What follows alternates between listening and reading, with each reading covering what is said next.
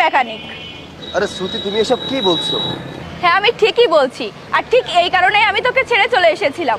আমি ভেবেছিলাম তোর টাকা পয়সা গাড়ি বাড়ি সব কিছুই আছে, কিন্তু যখন জানতে পারলাম তোর কিছুই নেই, তখন আর তোকে আমার ভালো লাগেনি, তাই তোকে ছেড়ে এসেছিলাম।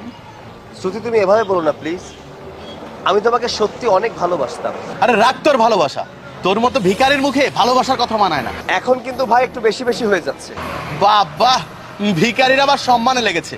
কানের নিচে একটা টেনে দিলে সবকিছুই বুঝতে পারবি। আরে কি হচ্ছে এখানে? আরে বস, আপনি এখানে? কেমন আছেন আপনি? হ্যাঁ, ভালো আছে।